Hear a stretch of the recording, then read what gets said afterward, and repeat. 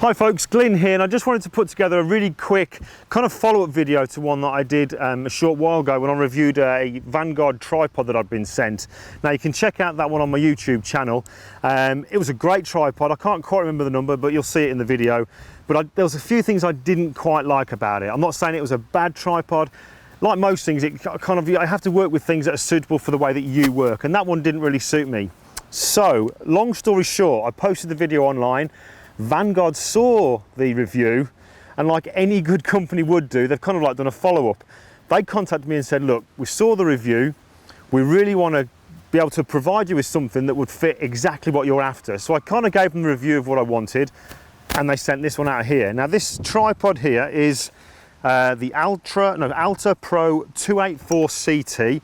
It's carbon fibre, and I've got to say, I'm not somebody who generally is a big fan of tripods. But this one I'm absolutely loving. In fact, I'm tending to find I'm using this now when before I would never take a tripod out. So the kind of things that I wanted a tripod to have for me was, number one was for it to be really, really light. So it had to be the carbon fibre, which the other tripod was. So this is really, really light, great for travelling because I do a fair bit of travelling. It needed to be able to go down to really small, which this one can. But also I needed to have a head for it. I'm a big fan of these ball heads, which you can see on top here. And they provided both. So we've got this tripod, the model I've just given you there, and this head, this ball head, is the BBH 200. So together, the two of these, it goes down to pretty small, so I can attach this to my rucksack, which I carry around. It can also fit in my actual suitcase when I'm traveling on a plane. So on that side of things there, it covers a lot for me. This is perfect.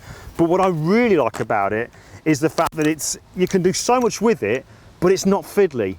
I didn't want to have to be pulling this, turning this, and just to do simple basic things, but this is dead easy. So for example, I've done a recent photo shoot of some cars, and you probably see on the video now, you can see where the tripod's gone really, really low. And to do that, it's so simple. All I'm going to do here is undo a couple of switches. I can bring this up, and then I can just literally just turn it over. Now I know you can do that on quite a few tripods, but not being someone who's used a lot of tripods, I've not really experienced it, but I just found on this one, it was just so easy and quick to do. And another thing I really like as well was the fact that I can take the tripod, and a few people commented on this when they saw a picture that I posted on Facebook. I can take it really low. I mean, rock bottom, really, really low. And then obviously I can twist the head around to sort of cater for being that low down. What else do I like about it? Well, yes, I can sort of move things around really, really simply. Let's just put that back in there and we'll undo that. So it kind of sluts into things nice and simple like that. I also like this. Usually on tripods I have had in the past, I've got those like flip lock legs. I'm really liking these twist locks. So I can kind of like tighten them down nice and easy. So everything's very, very strong and very rigid. And also on the feet here, I'm told, because I haven't got much experience with tripods, I'm told that this isn't something new, but I kind of like it. The fact that if I'm on, say, I don't know, like a concrete floor, you've got the rubber feet here, so it sits, it doesn't move. But if I'm on like a terrain like we're on now, maybe, grass or somewhere that's a little bit uneven, I can just wind them in and they've got spikes.